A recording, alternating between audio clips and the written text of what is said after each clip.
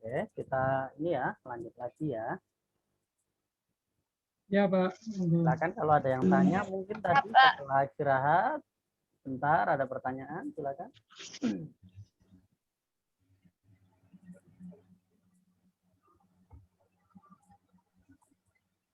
Silakan, ada yang mau tanya? Sementara belum sih. Belum ya? Oke, sip. Artinya mudah-mudahan semuanya tidak bingung dari penjelasan. Paham.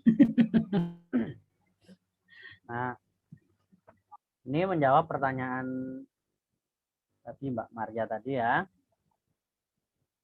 Jadi uji asumsi itu nanti yang dilakukan tergantung dari jenis penelitian. Kalau penelitiannya adalah penelitian korelasional, korelasional pun nanti dibagi lagi ya. Kalau korelasional dengan satu variabel bebasnya hanya satu saja, jadi variabel bebasnya hanya satu ya, ini yang dipakai ada dua uji asumsinya. Ya, misalnya gini contohnya, hubungan antara regulasi emosi dengan prokrastinasi akademik. Prokrastinasi akademik adalah variabel J, variabel bebasnya ada satu, yaitu regulasi emosi. Nah, yang kayak gini ini, judul yang kayak gini, maka nanti uji normalitas dan ada uji linearitas namanya. Jadi uji asumsinya ada dua. Jadi sebelum nanti bisa menggunakan parametrik atau non parametrik, harus diuji dulu normalitas dan diuji linearitas. Tapi tadi sebelumnya kita masih ingatkan langkah-langkahnya, jadi harus di screening dulu. Mulai dari teknik samplingnya, kalau random, oke turun. Lihat jenis datanya, data interval atau tidak. Kalau iya, turun lagi. Ya kan? Sampai nanti kemudian diuji norma, uji asumsi ya. Ada uji normalitas, ada linearitas. Nanti masing-masing akan saya jelaskan bagaimana cara melaporkan dan membaca hasil. Kalau cara melakukan ujinya nggak bisa saya jelaskan saat ini karena nggak nutut waktu. Tapi Anda bisa pelajari, saya sudah lampirkan link untuk panduannya. Nah, kalau untuk korelasional dengan dua variabel bebas, kayak nanti tesisnya Bapak Ibu semua, tesisnya kan minimal variabel bebasnya kan ada dua ya. Kan kemarin saya bilang tidak boleh yang ini nih, ini untuk adik-adik S1 aja ini ya. Nah, untuk levelnya S2 ini yang ini nih kalau penelitian korelasional. Ya, dan sebaiknya memang penelitian korelasional saja ya. Kecuali kalau penelitiannya ex post facto dan eksperimen bolehlah ya, nggak korelasional. Tapi kalau komparatif biasa gitu, ya sebaiknya jangan ya. Kayak tadi motivasi belajar ditinjau dari jenis kelamin ya, sebaiknya nggak meneliti yang kayak gitulah ya. Lebih baik yang ini aja, yang korelasional aja, lebih lebih lebih menantang dan hasilnya itu lebih memberikan sumbangsi ke keilmuan. Kecuali kalau mau eksperimen ya itu lebih keren lagi. Nah, kalau yang kayak gini nih, contoh hubungan antara regulasi emosi, ini X1 ya kan, dan efikasi diri X2. Dengan prokrastinasi akademik adalah variabel Y-nya. Nah, kalau penelitiannya modelnya kayak gini nih, uji asumsinya ada 4. Uji normalitas, uji linearitas, ada namanya uji multikolinearitas, ada namanya uji heteroskedastisitas. Coba ini namanya saja susah ini nyebutnya ini. Tapi cara ngujinya gampang kok ya, karena kita ngujinya kan ngitungnya kan tidak manual ya, sudah ada program yang bisa membantu kita. Ya kita tetap bersyukur lah jadi pelajar sekarang ini. Sudah banyak apa instrumen yang bisa membantu kita. Nah, jadi kalau nanti sudah kebayang ya penelitian Bapak Ibu semua, nanti uji asumsinya ada 4 ini yang akan dilalui. Karena penelitiannya kan minimal variabel bebasnya harus ada 2 ya. Oke. Nah, kalau penelitiannya itu penelitian komparatif dan penelitian eksperimen atau penelitian eksperimen ya, atau penelitian eksperimen, penelitian komparatif atau penelitian eksperimen itu ujinya ada 2, hanya ada 2 ya. Uji normalitas dan uji homogenitas. Jadi baik penelitian yang komparatif ya maupun penelitian yang eksperimen itu uji asumsinya hanya ada 2. Yang pertama uji normalitas, yang kedua uji homogenitas. Nah, tujuannya uji-uji itu untuk apa? Nanti saya jelaskan satu persatu. Ya. Kalau misal ada pertanyaan boleh juga langsung menyela boleh ya, tidak harus dipersilahkan. Oke, kita hapus. Oke. Sekarang kita lanjut ke berikutnya. Saya akan jelaskan satu persatu. Oke, nah ini tadi ya. Dalam pelaksanaan analisis data nanti kita bisa menggunakan SPSS. SPSS di sini versinya macam-macam. Ada versi 16, 17, sampai yang terbaru di atas 20 ya. Nah, Anda akan pakai yang mana? Tergantung laptop yang Anda punya. Kalau laptop yang dipunyai itu belum yang core-core gitu, belum core i5, core i2, pokoknya belum core ya. Itu pakai yang versi 16 saja ya. Download SPSS yang 16. Itu lebih ringan di laptop itu. Tapi kalau laptopnya yang speknya Core i5, Core i7 yang gitu-gitu tuh, nah itu boleh pakai yang versi di atas 20 ya, karena berat yang versi di atas 20 itu. Baru ya, ada yang mau tanya? Itu ya.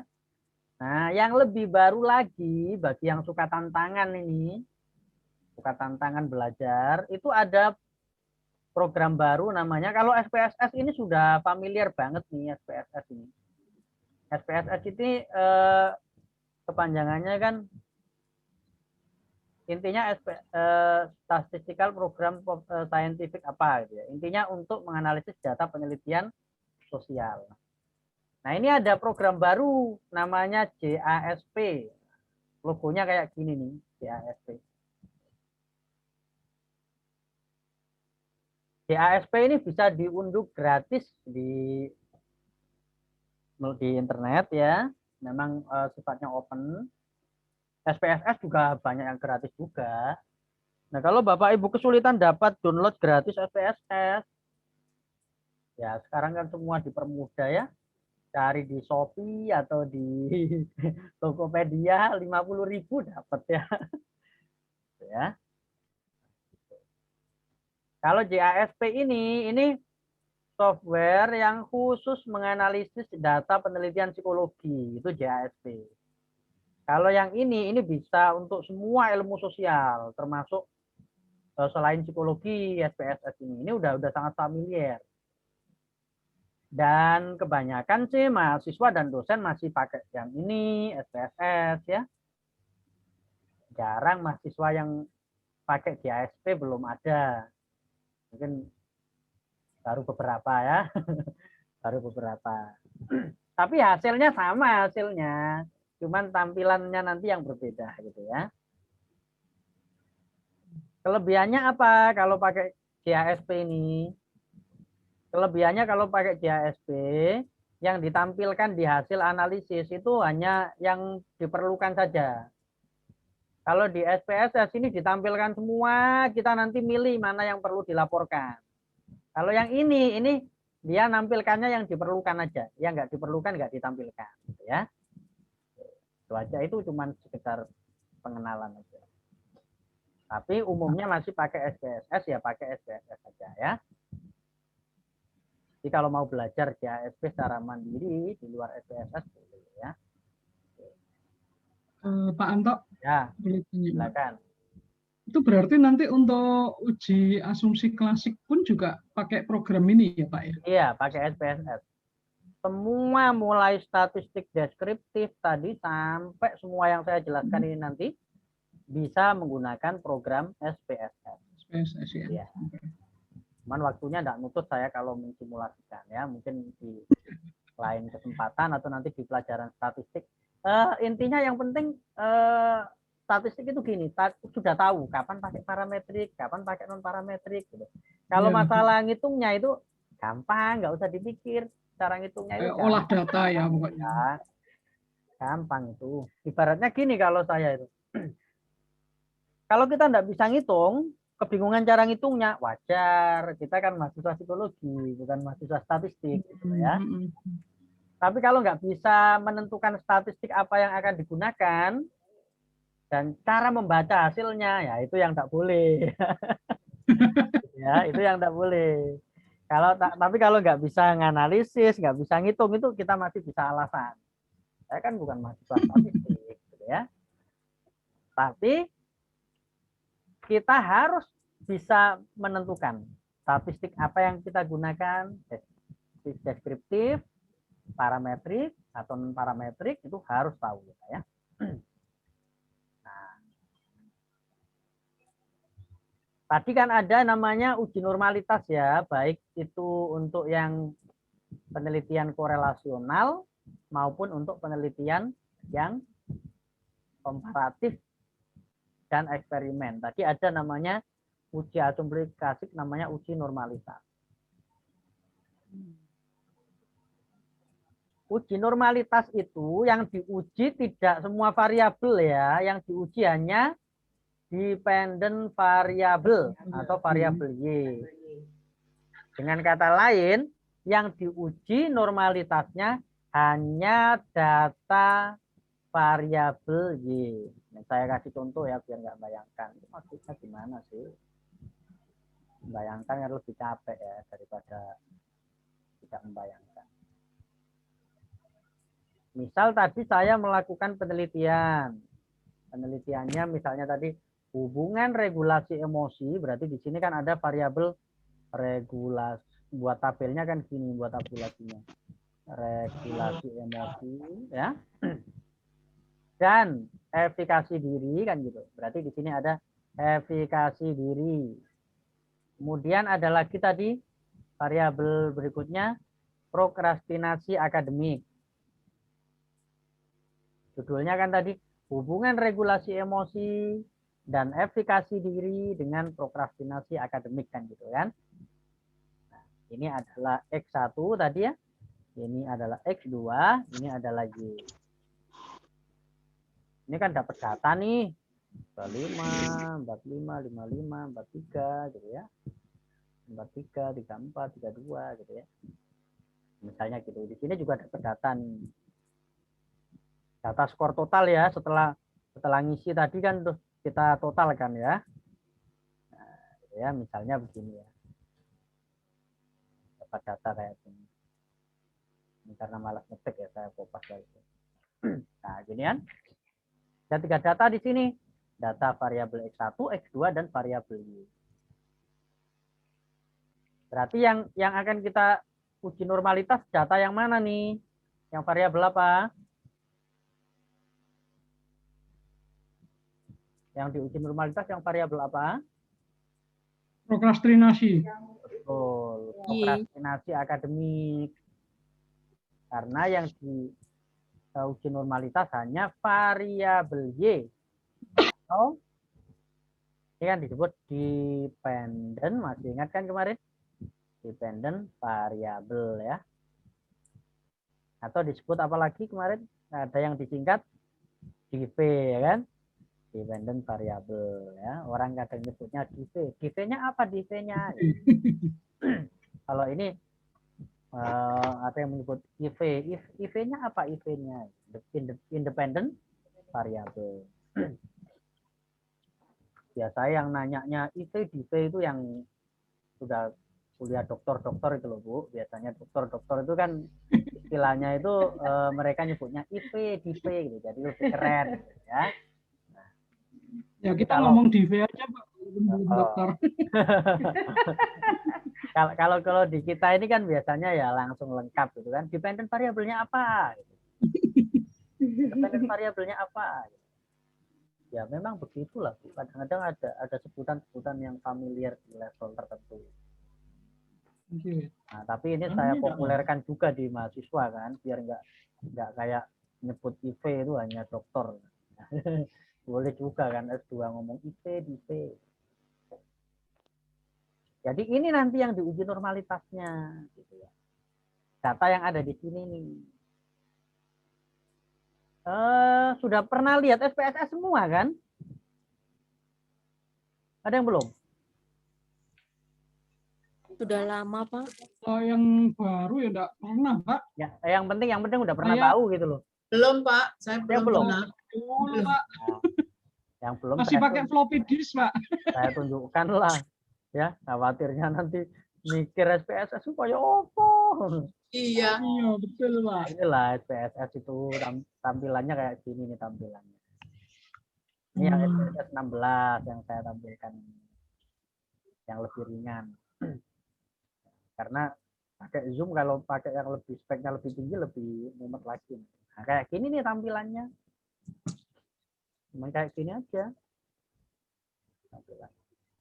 Nah, misal saya mau uji normalitas nih, ini tadi saya uji normalitas. Tinggal saya masukkan aja ke sini. Nah, ini saya kasih nama dulu ya variabelnya tadi. Prokrastinasi. Biasanya nggak bisa panjang-panjang. Atau kalau panjang dikasih garis bawah kalau spasi. Nah, nanti akan diajarkan pada saat.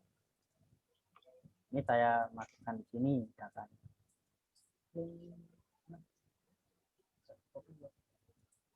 Oke. Nah, ini ya. Misalnya saya memperagakan uji normalitas nih. Ya, cuman nanti ada pilihan-pilihannya. Analisis mau yang dianalisis apa, korelasi atau apa. Nanti ada cara-caranya, nanti pasti akan diajarkan pada saatnya nanti. Nah, ini saya masukkan. Oke. Sesingkat itu aja, Bu. Makanya jangan dipikirkan ngitungnya ya. Singkat banget kan, nggak sampai 1 menit kan. Cuma ngerti hasil ngitungnya itu loh, Pak. Iya, nah di kesempatan ini saya akan jelaskan cara bacanya. Cara ngitungnya jangan dipikir karena gampang banget. Nah, ini udah keluar hasilnya di sini. Nah, ini yang tak sebut tadi, yang dikeluarkan SPSS itu akan banyak, tidak yang kita butuhkan aja. Yang kita butuhkan hanya yang ini nih. Yang bagian bawah ini aja. Tapi kalau JASP, dia hanya mengeluarkan yang kita butuhkan. Yang atas-atas ini, yang nggak kita butuhkan nih, ini nggak dikeluarkan sama dia. Ini SPSS, tampilan SPSS nih. Ini hasilnya kayak gini ya, SPSS ya. Sekarang saya akan tunjukkan kalau saya pakai JASP ya. Nah, ini JASP gambarnya kayak kursi tadi ya. Saya tampilkan tadi. Sekarang saya tunjukkan kalau saya pakai JASP. Mana nih JASP? JASP tapi agak lebih berat ya dibandingkan SPSS. Nah, ini JASP, tampilannya kayak gini. Di depan aja udah ada tulisannya. Canggih, Pak. Sudah ada tampilannya free, friendly, flexible. Nah, udah ada free di depan ini. Ya, menunjuk. Memang ini tidak akan dijual, tidak akan pernah dijual JASP. Memang niatnya gratis. Kalau SPSS kan aslinya kan kita harus beli, tapi kadang-kadang ada yang upload secara gratis gitu ya. Tapi aslinya harus beli. Kalau ini asli gratis memang dari sananya. Jadi prinsipnya 3F ini. Free, friendly, flexible. Tampilannya juga beda di sini. Tampilannya beda kan? Tampilannya beda. Ya.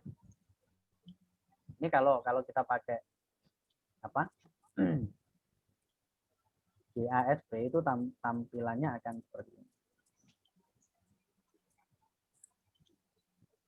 Tapi dia harus ini ambil data dulu, dari yang tadi. Ini data prokrastinasi akademik. Nah, saya tentukan aja biar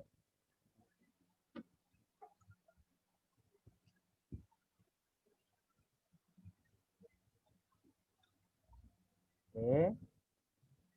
Ambil dari komputer saya.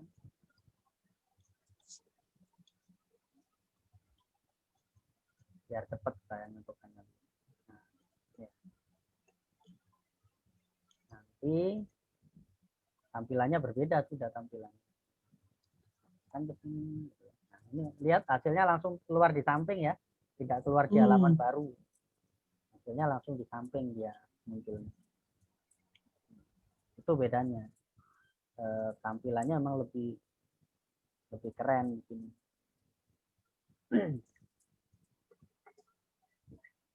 Jadi dia tampilnya langsung di samping sini. Dan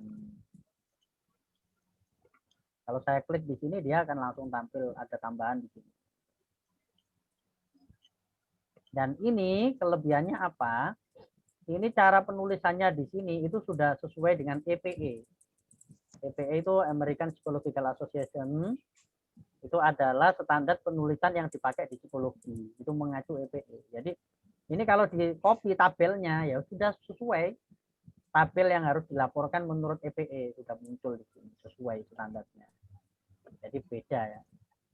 Tampilannya itu apa? Beda banget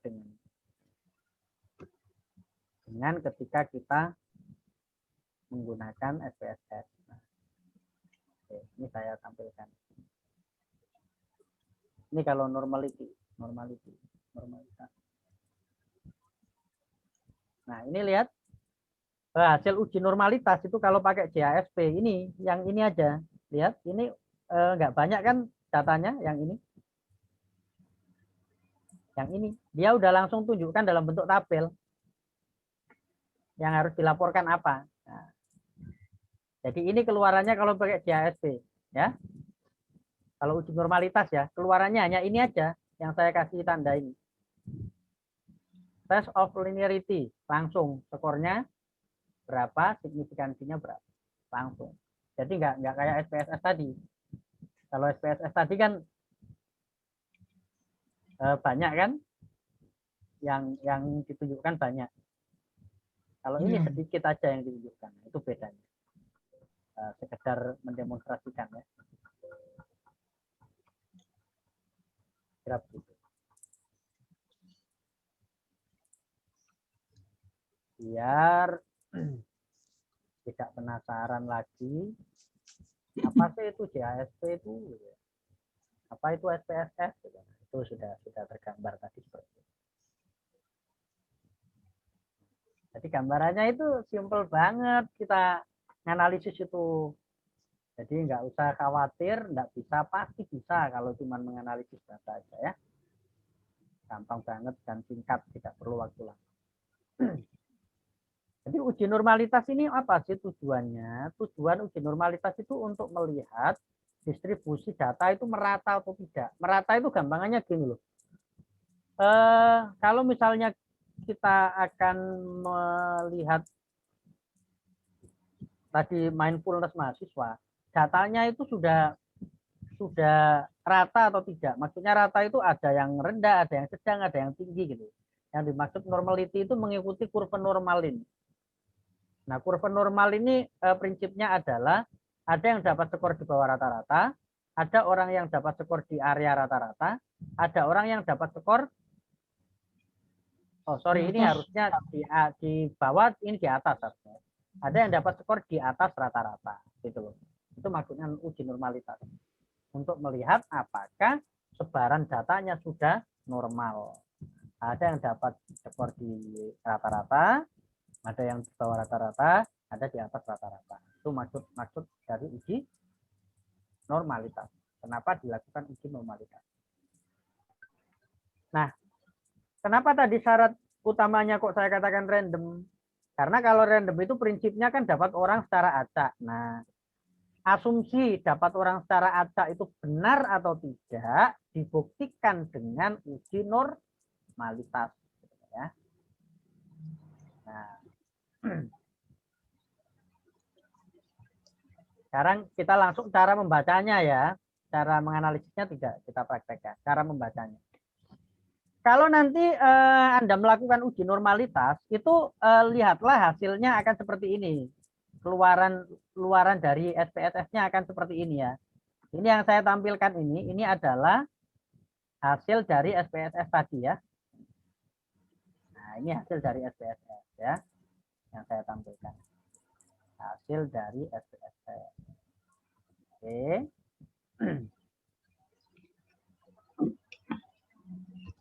Mana yang perlu dilihat? Nah, yang tergantung ya.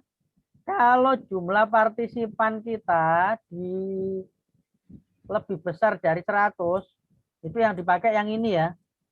Nanti namanya Kolmogorov-Smirnov. Ini kalau jumlah partisipan kita lebih dari 100.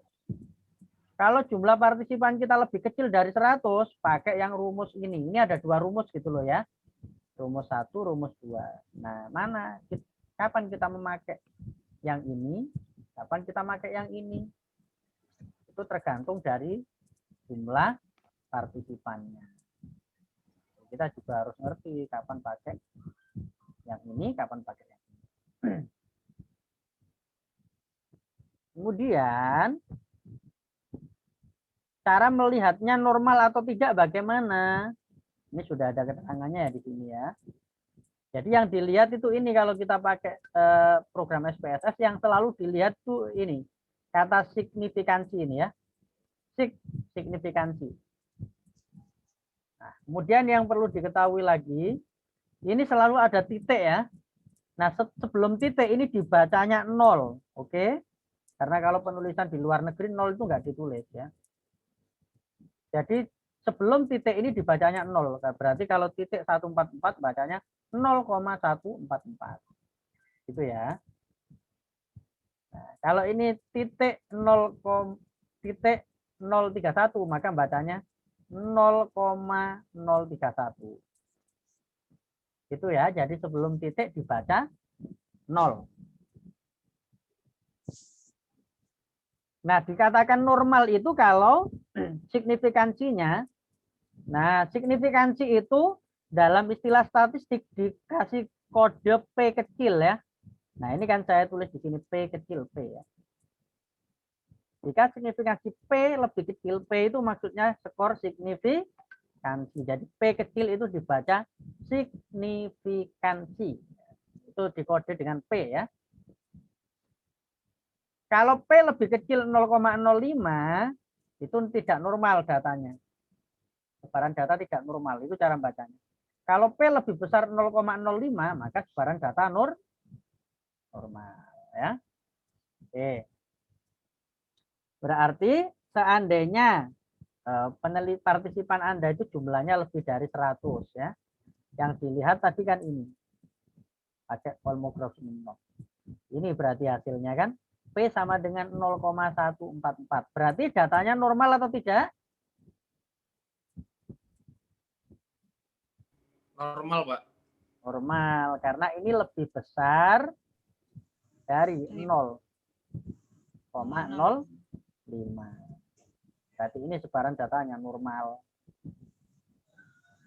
Nah, kalau yang ini normal nggak sebaran datanya? Kalau misal partisipan Anda seandainya di bawah 100 ya. Normal enggak? Tidak normal. Tidak normal. Karena ini kan 0,031. Ya, lebih kecil loh dari 0,05.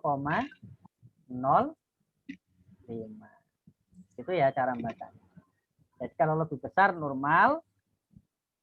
Nanti kita akan selalu mendengar istilah 0,05 ya. 0,05 itu tadi masih ingat artinya margin of error dari penelitian kita adalah 5%. Maksudnya apa? Keputusan yang kita ambil dari penelitian kita itu 95%-nya benar. 5%-nya boleh disalah-salahkan oleh orang lain atau boleh diragukan. Jadi kalau kita lihat quick count kalau pilihan presiden itu kan mesti ada disebutkan ya, margin of error dari survei ini adalah 2%. Ya kan, artinya 2% kemungkinan angkanya bisa naik 2 angka gitu kan. Jadi ada margin of error-nya. Kalau dalam ilmu sosial, margin of error umumnya yang dipakai adalah 0,05% atau 5% kemungkinan kesalahan. Kenapa kok ambil 5%? Ya maklum yang diukur manusia. Manusia itu fluktuatif. Jadi kalau dalam penelitian sosial itu agak aneh kalau pakai 1%. Nah kalau pakai 1% kan berarti penelitian kita benarnya itu 99%. 1% kemungkinan salah itu terlalu berani. Karena yang diukur manusia bukan benda mati seperti ilmu-ilmu eksak. Kalau ilmu eksakta ya memang harus pakai yang 0,1 ya. Karena bahaya kan di ilmu eksak kalau pakai yang lebih longgar. Itu cara membaca uji normalitas. Oke, pastikan Anda paham. Kalau ada yang bingung bisa ditanyakan. Saya akan ulang penjelasannya di bagian ini.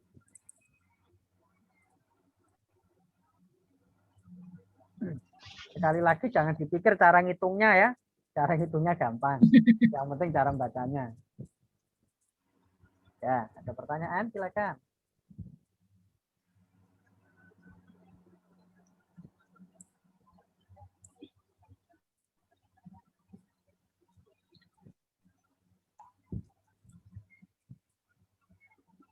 Oke.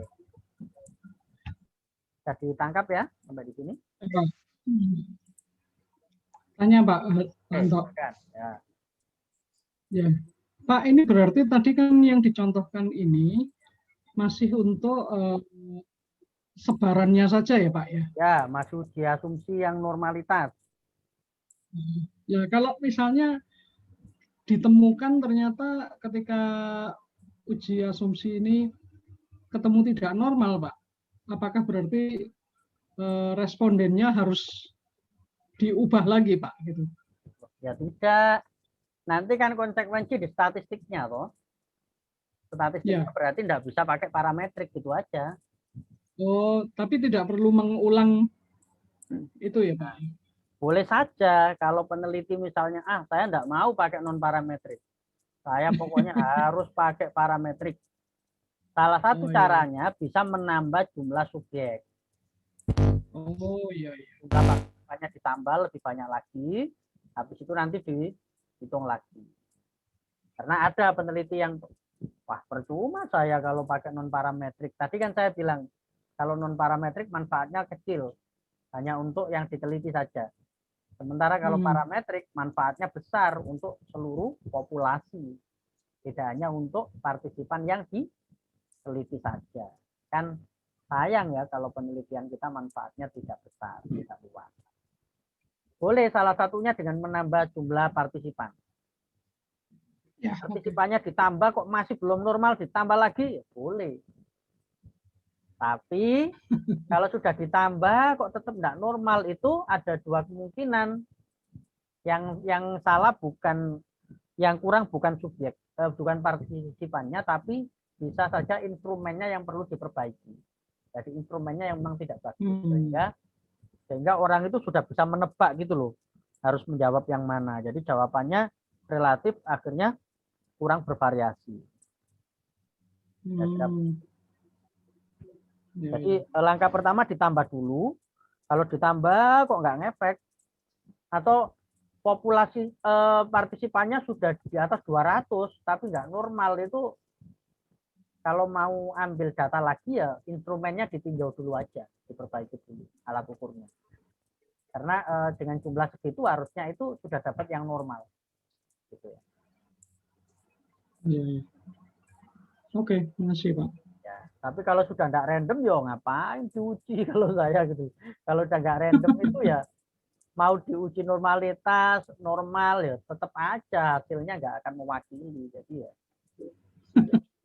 ya kalau sudah nggak random ya langsung putuskan aja pakai non parametrik gitu lebih cepat ya. Daripada kita sudah susah-susah memaksakan pakai parametrik tapi nanti oleh orang-orang itu penelitian kita tetap dimaknai sebagai penelitian yang tidak berdampak secara luas kan sayang juga gitu ya. Sayang. Jadi filosofinya harus kita pahami. Nah, cara melaporkannya begini nanti kalimatnya. Hasil uji normalitas sebaran untuk variabel prokrastinasi akademik menggunakan ini diperoleh signifikansi sebesar P berapa lebih kecil artinya sebaran tidak normal. Mbak Adik bawa HP enggak? Tadi ya tergantung tadi ya kapan pakai Shapiro, kapan pakai yang satunya itu tergantung jumlah partisipan kita lebih kecil atau lebih besar dari 100. Nah, ini cara melaporkannya nanti begini.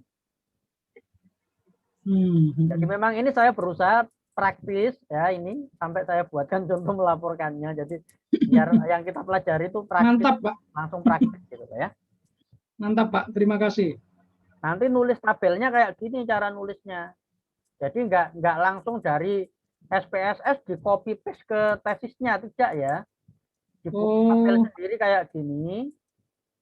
Nah, terus dimasukkan angka-angkanya. Dimasukkan ke sini, tinggal mindah saja. Mindah yang di sini tadi. Statistik dimasukkan, DF dimasukkan, signifikansi dimasukkan. Cuman masukkan aja, ya. Tapi tidak boleh yang ini tidak boleh langsung dikopas dimasukkan ke tesis, nggak boleh. Tesis. Tuh nanti sama pengujinya ditertawakan nanti loh kok gini kok langsung di copy paste gini gitu ya. Nah, harus ditulis seperti ini. Buat tabelnya juga harus kayak gini ya. Ini bukan saya lupa nggak ada garisnya begini ya. Standar ya. Ini nggak dikasih garis, bukan. Memang gini. Standar penulisan EPE nggak boleh ada garis-garis vertikal, tidak boleh. Yang ada hanya garis pada bagian header, kepala, dan garis bawah. Tidak boleh banyak garis juga. Ya. Nanti kalau Anda baca artikel-artikel yang bagus, nantilah terjadi asosiasi. Oh, ini ya yang maksudnya. Nah, ini cara melaporkan. Oke. Uji normalitas bisa ditangkap maksudnya? Sudah, Pak. Sudah. Oke. Nah, sekarang kita tadi kan saya nyebut ada namanya uji linearitas. Uji linearitas itu tujuannya untuk melihat apakah antara variabel bebas, variabel X, variabel dependent atau div ya, dengan variabel terikat ya, atau variabel Y atau dependent variabel atau div itu sinonim ya. Itu apakah ada hubungan yang linier? Hubungan linier itu biasanya ditunjukkan dengan garis linier gini. Ini katakan seperti ini. Ini misalnya X-nya, yang ini ada lagi gitu ya. Linier itu ngikuti ini, ngikuti garis ini, nah itu masuk linier. Gambarannya data linier, skornya itu akan berada di kanan kirinya garis ini. Ngikut gitu loh maksudnya. Y, X dan Y itu ngikut. Kayak hubungan positif ya Pak. Kalau X-nya naik satu angka, Y-nya naik satu angka. Kalau X-nya turun satu angka, Y-nya turun satu angka, kan gitu ya. Kemarin kalau hubungan linier. Kalau hubungan liniernya negatif ya sebaliknya. Kalau X naik satu angka, Y turun satu angka. Jadi ada di sini tapi di sekitaran sini terus. Ini gambaran garis linier. Kalau nggak linier ya. Yang vertikal ya Pak. Ya, Kalau nggak linear ya nyebar-nyebar gini skornya di mana-mana gitu ya. Tidak linear. Nah, gambarannya linear itu kalau dibuat grafik, grafiknya akan munculnya kayak gini linear itu. Ya. Oke, ya, itu ya gambarannya. Nah, itu namanya uji linearitas. Tadi masih ingat ya kalau uji linearitas itu penelitian yang hanya menggunakan dua variabel kan. Jadi linear itu hanya melihat hubungan satu variabel bebas dengan variabel terikat. Ya, berarti X1 dengan Y, X2 dengan Y. Satu-satu dijelaskannya. Kalau penelitian Anda nanti kan variabel bebasnya kan ada dua loh.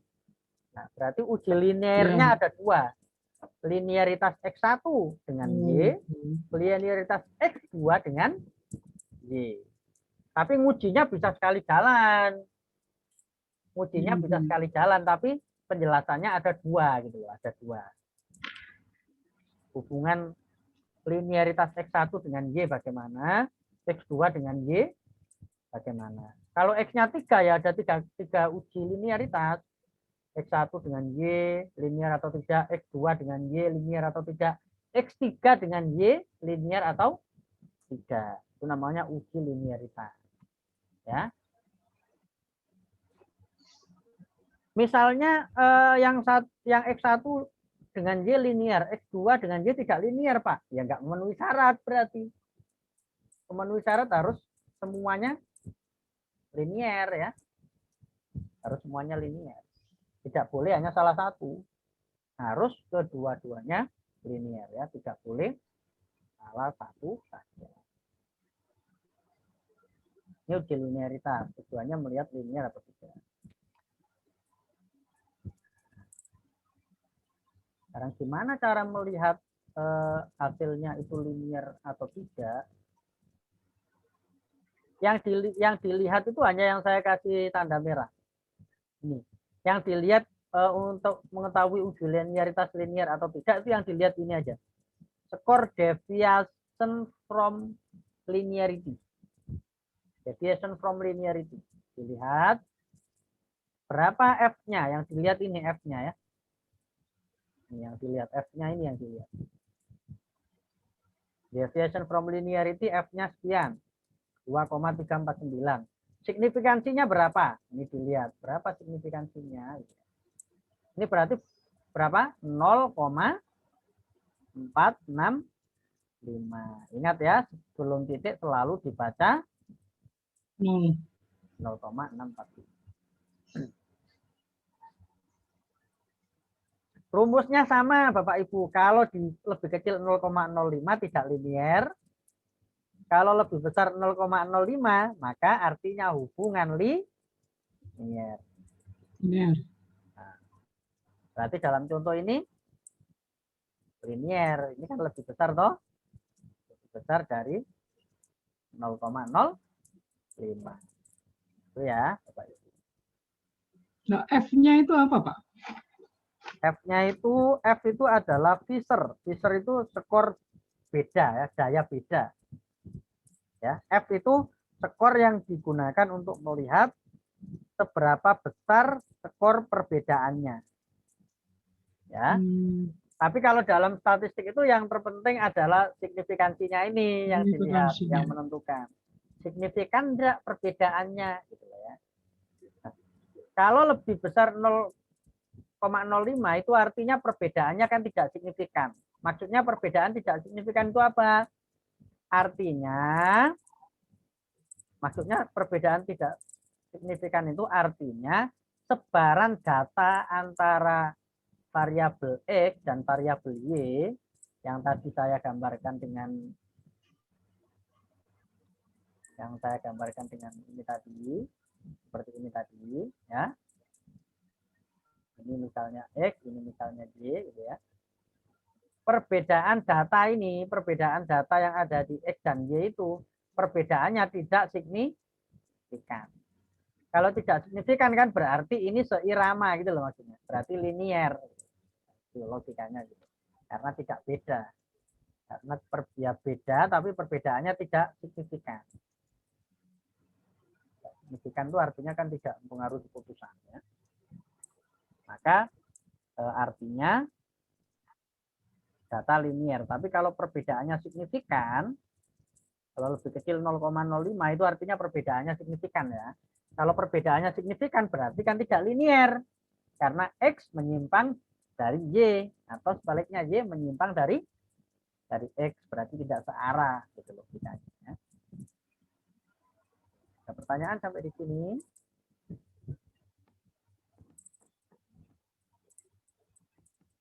Saya Pak nanya Pak. Ya, silakan. Maaf loh Pak banyak nanya. Nggak apa-apa, malah senang saya daripada bingung dipendem nanti jadi mimpi nanti ya. Iya. Sebenarnya tujuan kita mengadakan uji linearitas ini tadi, intinya apa tuh Pak? Jadi artinya kalau kita sudah tahu bahwa itu linear, signifikan ya, kemudian ini linear, ini manfaatnya apa untuk kita sebagai peneliti ini? Kan tadi uji asumsi klasik gitu. Ya Ini manfaatnya ngapain sih kok harus diuji asumsi gitu loh? Manfaatnya sekedar kita bisa putuskan tadi, bisa pakai parametrik atau tidak, itu manfaatnya. Oh. Karena kalau Anda nggak lakukan uji ini dengan ketentuan tadi loh ya, bahwa sudah diambil secara random, datanya sudah interval, ya, baru diuji kan, supaya kita bisa tahu bahwa kita boleh enggak menggunakan statistik parametrik, itu manfaat utamanya. Ya, ya. Ya. Oke, ada lagi makasih, yang Pak. lain silakan.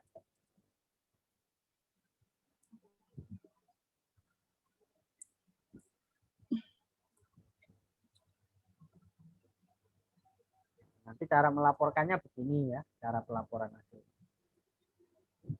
Hasil uji linearitas, hubungan antara variabel regulasi emosi dengan prokrastinasi akademik diperoleh signifikansi sebesar lebih besar 0,05, artinya ada hubungan yang linier. Nah, kalau misalnya tadi yang contoh 3 variabel kan setelah regulasi emosi kan ada efikasi diri. Ya, nanti dijelaskan lagi di paragraf yang kedua, gitu kan? Hasil uji linearitas antara efikasi diri dengan prokrastinasi akademik bagaimana, gitu ya. Jelaskan. Jadi tabelnya nanti bisa ditambah di bawahnya, gitu kan?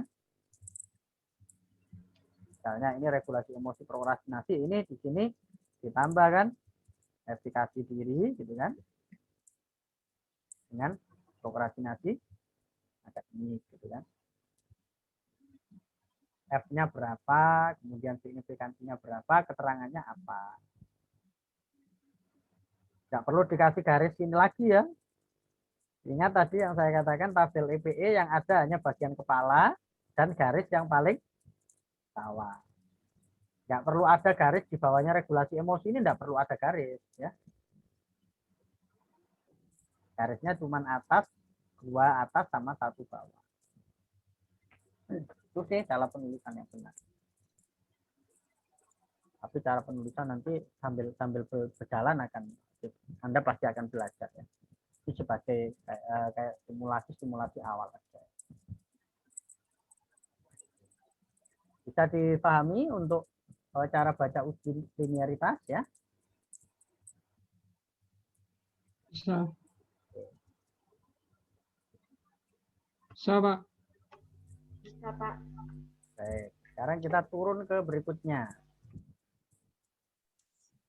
Ada namanya uji multikolinearitas.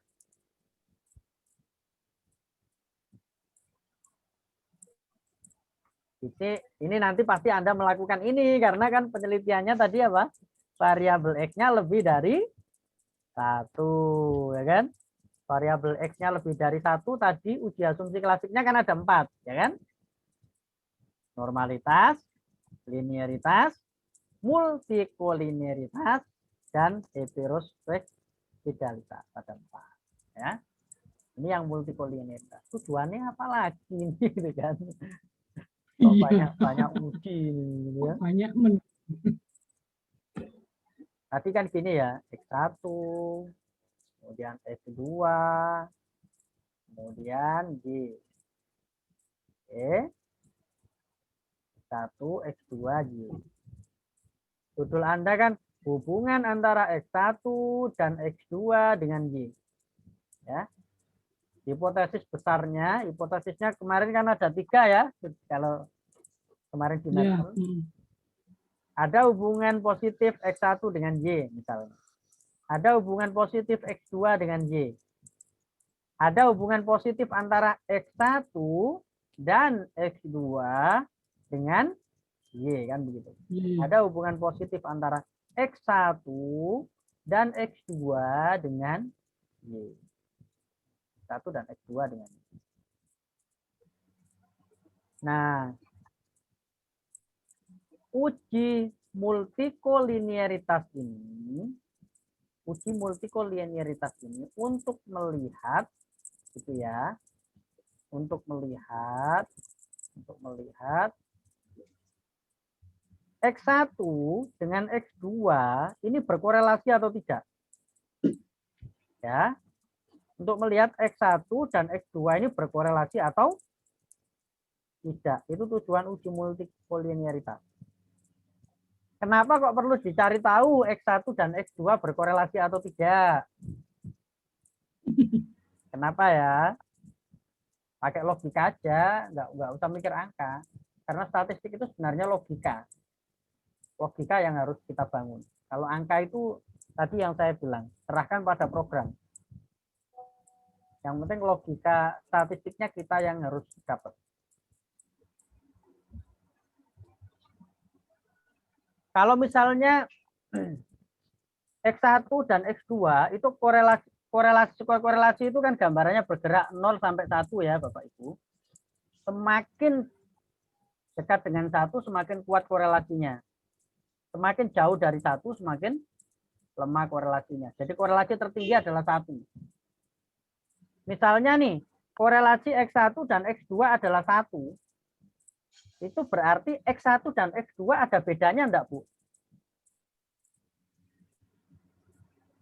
Gimana, Mak? Gimana? Kalau X1 dan X2 korelasinya 1, ada bedanya enggak kira-kira X1 dan X2? Tidak. Enggak ada. X1 ya X2, saya bisa bilang gitu. Karena X1 berkorelasi dengan X2. Jadi X1, kalau X1 enggak ada, X2 bisa menggantikan. Ibaratnya gitu. Karena X2 itu sama persis dengan X1. Karena kalau korelasinya kuat tuh berarti ciri-ciri di dalam atribut psikologisnya sama. Gitu. Ya. Ya. Nah, uji multikolinearitas ini untuk memastikan kalau X1 bukan X2, X2 bukan X1. Sekali lagi untuk memastikan X1 bukan X2, X2 bukan X1. Kenapa perlu dipastikan? Karena kita mau melihat hubungan X1 dan X2 dengan Y. Maka X1 harus X1, X2 harus X2. Tidak boleh X1 adalah X2. Karena kalau X1 adalah X2, tidak perlu kata dan kan di situ. Ya. Nah, gitu. Bisa dipahami logikanya? Seperti itu logikanya, Bapak Ibu. Salam.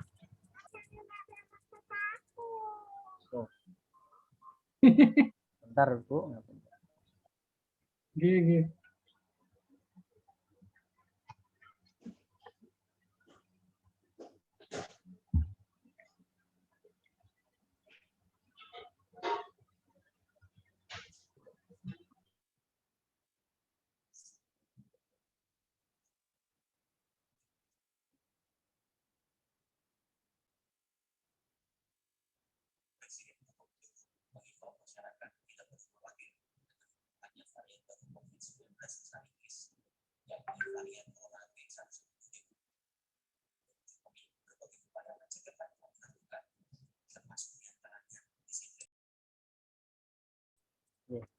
Saya mohon izin 5 menit, Bu. Silakan sambil dipikir-pikir dulu, mungkin nanti ada pertanyaan ya. Ini saya tak ngecaskan baterai mobil-mobilan anak saya yang nyanteng ini.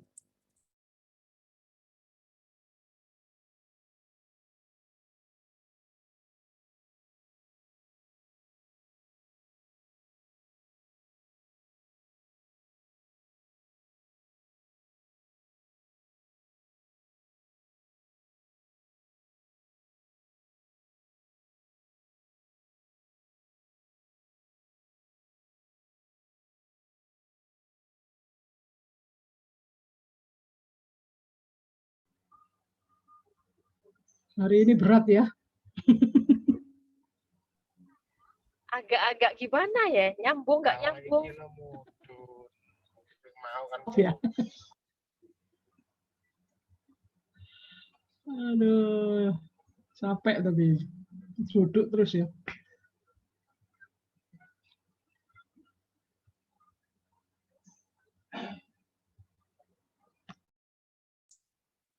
Ini sampai jam 7 ya, Bu Siska?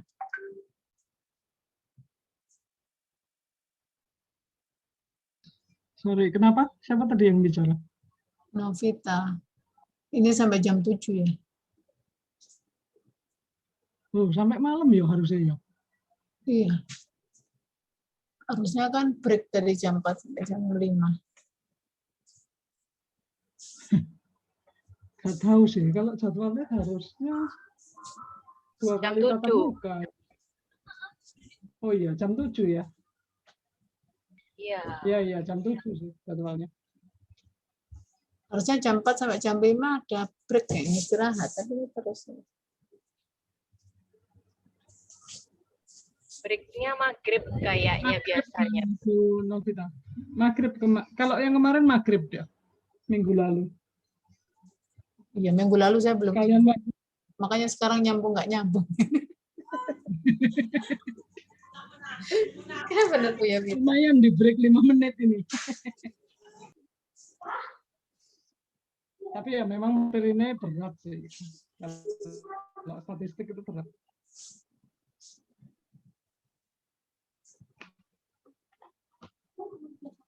Kalau yang adik-adik ini masih hafal paling statistiknya. Iya Mbak Siska. Mbak Siska Litania. Apa Bu? Statistiknya sih hafal kan?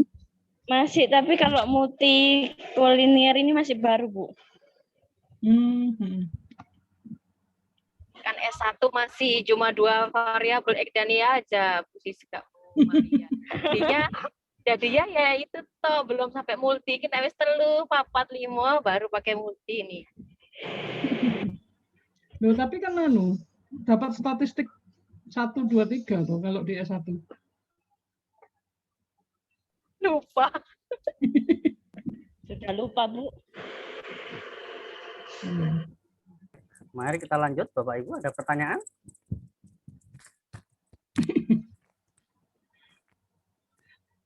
Monggo kalau ada pertanyaan. Pak Anto, mau Ya, disinggung. silakan. Kalau dulu saya di S1 itu kan pakai penelitian kualitatif ya Pak. Itu teknik pengumpulan datanya itu pakai kuesioner, wawancara, dokumentasi kayak gitu kan. Itu nanti kalau kuantitatif ini dia teknik pengumpulan datanya apakah sama kayak gitu atau kuesioner aja Pak? Kuesioner aja ya. Kuesioner saja. Ya. Berarti nanti pandemi gini berarti pakai Google Form ya lebih efektif ya Pak? Ya. Betul. Jadi pakai kuesioner atau kalau di psikologi istilahnya skala psikologi ya. Karena Nggak boleh ngomong kuesioner, Mas. Karena penelitian kualitatif tidak boleh ya.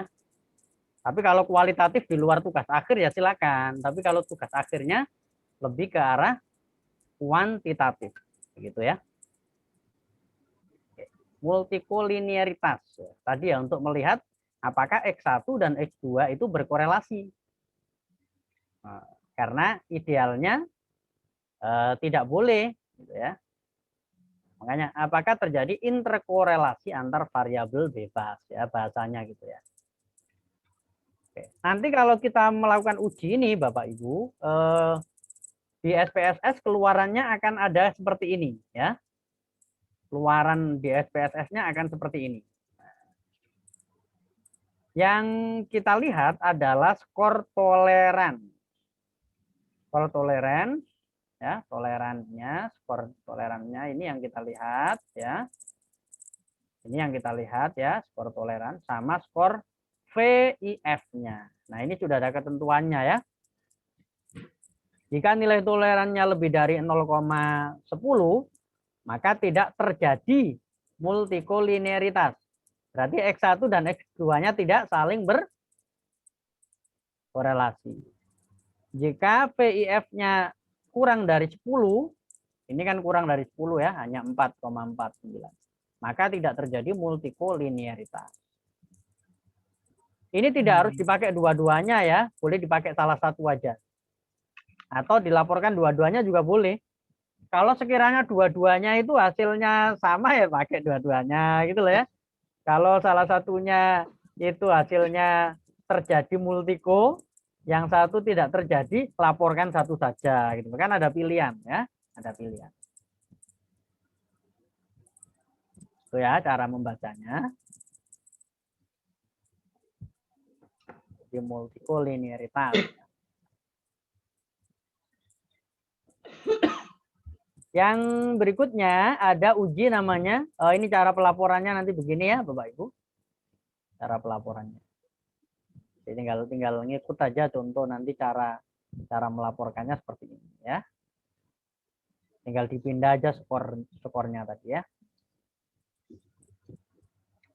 Kemudian ada Pak, namanya berarti hasil yang di ya. Sorry Pak Anto. Ya, silakan. Berarti hasil yang diharapkan tidak terjadi Ya. interkorelasi Ya, ya. betul. Hasil yang diharapkan tidak terjadi, hasil yang diharapkan. Artinya yang disyaratkan tadi ya, yang disyaratkan itu tidak terjadi ya. Betul. Oke, makasih. Yang disyaratkan harus tidak terjadi. Kalau terjadi tidak boleh. Maksudnya tidak bisa menggunakan parametriknya.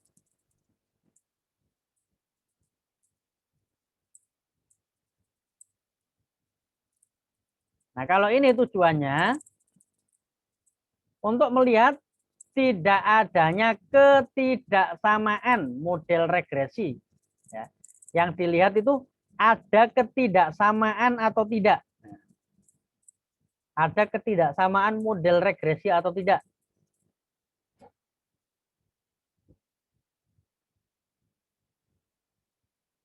Maksudnya gimana sih kok ketidaksamaan model regresi itu? Nah, tadi kan saya contohkan ya Bapak Ibu.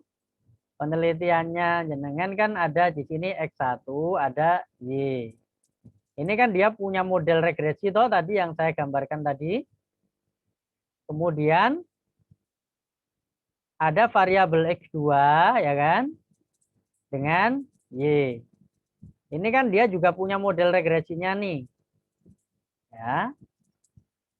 Nah, ini tidak boleh terjadi perbedaan model regresi antara model yang satu dengan model yang kedua ini. Nah, tidak boleh ketidaksamaan ya. Artinya model regresi 1 dengan model regresi 2 ini harus sama, tidak boleh tidak sama. Gitu ya. Tuh. Jadi kalau mau menggunakan statistik parametrik untuk yang variabel X-nya lebih dari 1 ya tadi ya. Variabel X-nya 2, 3, 4, 5 gitu ya. Yang variabel X-nya lebih dari 1 itu harus ada ini tadi selain uji multiko ada uji heteroskedastisitas ya. Untuk melihat apakah model regresi antar variabelnya ini sama, ya, tidak berbeda. Misal X-nya ada 3, berarti kan di sini ada model lagi. Ada model X3, Y, gitu kan. Berarti model 1, model 2, model 3 ini tidak boleh berbeda, gitu ya, atau harus sama. Itu syarat untuk menggunakan statistik parametrik. Pada bagian ini ada yang ditanyakan?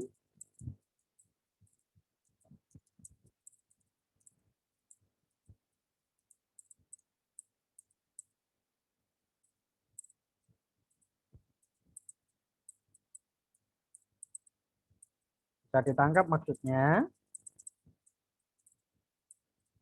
Bisa ya? Pasti bisa ya? Oke. Nah, nanti sekali lagi cara ngujinya gampang, tinggal ngikutin tutorial beres. Oke, ya. Terus kita lanjut lagi, turun. Nah, nanti Kalau sudah dianalisis pakai SPSS, itu nanti hasilnya kayak gini. Hasilnya kayak gini. Nanti yang dilihat yang bagian ini. Yang ABS, res itu residual ya. ABS, residual. Nah, ini yang dilihat yang ini. Jika korelasi antar variabel X dengan ABS lebih besar dari 0,05, maka tidak terjadi heteroskedasisitas. Yang dilihat yang ini. Ini kan 0,7 berarti lebih besar 0,05 ya. Kemudian ini 0,76 ya kan?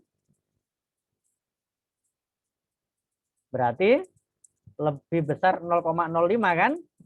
Maka kesimpulannya tidak terjadi heteroskedasisitas. Artinya tidak terjadi perbedaan model regresi ya. Model regresi antara regulasi emosi dengan prokrastinasi ya dan efikasi diri dengan prokrastinasi. Ini kan X1 ya. Kemudian ini X2. Y-nya tadi kan prokrastinasi akademik ya dalam contoh ini. Begitu Bapak Ibu cara membacanya. Jadi nanti ketika belajar statistik yang diingat-ingat cara membacanya ini ya. Yang sudah saya kasih tanda-tanda itu yang menjadi fokus kita akan membaca hasil dari analisis SPSS.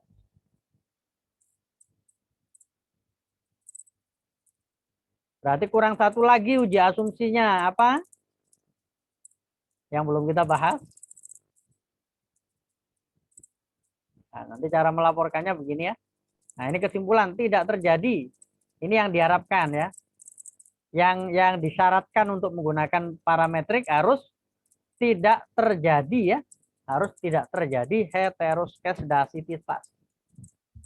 Kalau terjadi salah satu berarti tidak memenuhi persyaratan. Ingat ya, semua harus terpenuhi persyaratannya. Tidak boleh ada satu saja yang tidak terpenuhi. Jadi bisa kebayangkan sangat ketat bagaimana menggunakan statistik parametrik. Karena apa? Karena ketika kita menggunakan parametrik, kesimpulan kita itu berdampak luas gitu loh ya.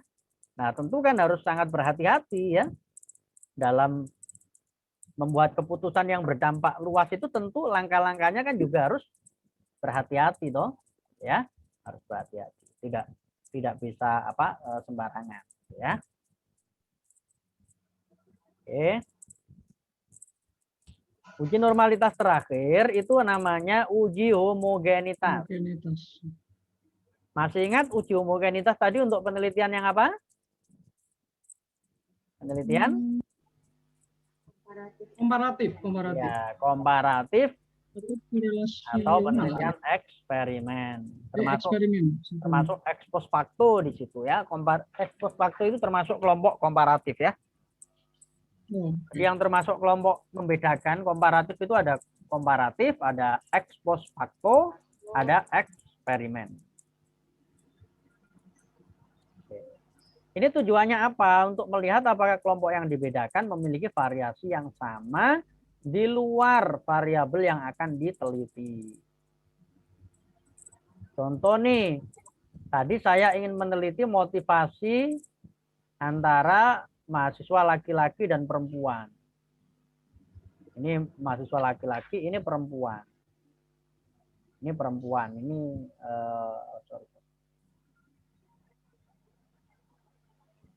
Jadi ada mahasiswa laki-laki, ada mahasiswa perempuan. Laki-laki perempuan. Yang mau kita bedakan tadi kan apa? Motivasi ya. Yang mau kita bedakan motivasi. Maka idealnya kalau mau membandingkan kelompok yang laki-laki dan perempuan ini atribut-atribut psikologis lain selain motivasi itu harus sama. Misalnya ini laki-laki dan perempuan sama-sama di sekolah yang levelnya sama. Misalnya begitu ya. Sama-sama di memiliki tingkat intelijensi yang sama. Nah, bisa dibayangkan ya, kita mencari kriteria orang yang sama, dua kelompok yang sama, yang beda hanya satu, motivasinya saja. Itu kan sulit. Mencari dua kelompok yang benar-benar sama secara psikologis, yang membedakan hanya satu, yaitu variabel yang akan kita teliti. Nah, itu kan sulit.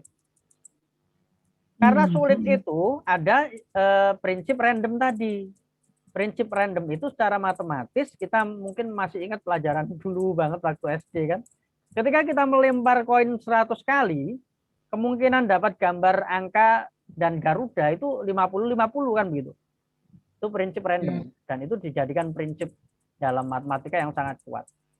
Maka ketika kita mengambil kelompok laki-laki dan perempuan ini kita random, diasumsikan, nah gitu loh, diasumsikan atribut pada kedua kelompok ini sama. Gitu loh maksudnya. Diasumsikan. Nah, itu kan masih asumsi. Untuk menguatkan asumsi itu perlu ada namanya ini uji homogenitas. Untuk memastikan benar enggak kedua kelompok ini homogen, artinya sama. Untuk memastikan kedua kelompok ini sama atau tidak. Sama dalam hal atribut di luar yang akan diteliti. Oke. Bisa ditangkap ya maksud uji homogenitas. Dan dari sini mungkin kita akan lebih paham lagi kenapa sih kok harus random gitu loh ya.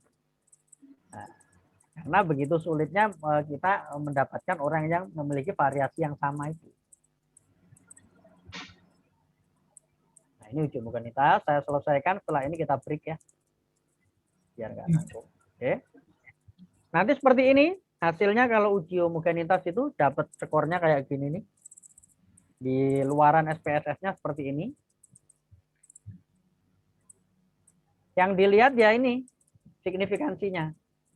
Ingat ya tadi, signifikansi kalau di statistik dikasih kode P kecil. Jadi kalau ujian mesti ditanya P itu apa sih? P itu artinya signifikansi, ya kan? Signifikansi itu maksudnya apa sih? Maksudnya seberapa besar penelitian kita itu bisa dipercaya hasilnya. Nah, dalam penelitian sosial selalu yang dipakai adalah P sama dengan 0,05. Atau kemungkinan penelitian kita benar itu 95%. Kemungkinan salah, kemungkinan errornya itu sama dengan 5% saja. Nah, kalau signifikansinya itu lebih kecil 0,05, berarti kedua kelompok tadi kan berbeda. Ya, maka sebaran tidak homogen. Tidak homogen. Ya, sebaliknya, kalau signifikansi kedua kelompok itu lebih besar 0,05, artinya kedua kelompok itu tidak berbeda. Kalau tidak berbeda berarti kan homogen. Karena kelompok A itu ya berbeda, tapi berbedanya itu tidak signifikan. Maka A sama dengan B kan begitu. Berarti A adalah homogen dengan B. Sebaliknya, kalau perbedaannya signifikan, perbedaan signifikan itu kalau perbedaannya lebih kecil 0,05. Kalau perbedaannya signifikan berarti A kan tidak sama dengan B. Kalau A tidak dengan B berarti A dan B adalah heterogen, berbeda atau tidak homogen. Nah, kira-kira begitu ya pengambilan kesimpulan. Nah, yang dicari yang bagaimana, Pak? Yang dicari yang homogen. Homogen ya. Yang tidak berbeda, antara A dan B tidak berbeda yang dicari. Nah, maka rumusnya ini. Kalau tidak berbeda kan berarti signifikansinya harus lebih besar 0,05 ya. Jadi begini, kalau kita bicara korelasi, kalau korelasinya di bawah 0,05 artinya ada korelasi. Kalau kita bicara perbedaan, kalau signifikansinya di bawah 0,05 artinya ada perbedaan, gitu ya, maksud cara baca statistik. Kalau kita berbicara korelasi, Kalau signifikansinya lebih besar 0,05, artinya tidak berkorelasi. Kalau kita berbicara perbedaan, signifikansinya lebih besar 0,05, artinya tidak ada perbedaan. Gitu ya. Tuh, untuk uji homogenitas yang nanti akan kita gunakan untuk penelitian yang sifatnya komparatif, ex post facto, atau penelitian eksperimen. Nah, seperti itu. Oh, ini saya lupa nggak kasih contoh penulisannya ya. Oke. Nah, nanti setelah kita istirahat, sholat, kita kembali jam 6:04 ya, jam 6.15 karena jam 6 itu masih sholat maghrib. Jam 6.15 kita balik lagi. Nanti kita akan jelaskan bagaimana analisis data penelitian. Setelah kita tahu bisa pakai parametrik atau harus menggunakan yang non parametrik. Nah, baru nanti kita bisa menentukan akan menggunakan rumus apa untuk penelitian yang kita lakukan. Gitu. Nah, nanti jenis-jenisnya juga beragam. Oke. Saya rasa itu kita istirahat dulu biar kita bisa menyegarkan otak dulu sambil sholat atau makan bagi yang belum makan sore gitu ya. Atau yang biasa makan sore, kalau ada yang nggak biasa juga kan. Nanti kita ketemu lagi jam 6.15 ya. Baik, Pak. Baik, terima kasih. Sampai ketemu nanti. Assalamualaikum warahmatullahi wabarakatuh. Ya, waalaikumsalam warahmatullahi wabarakatuh.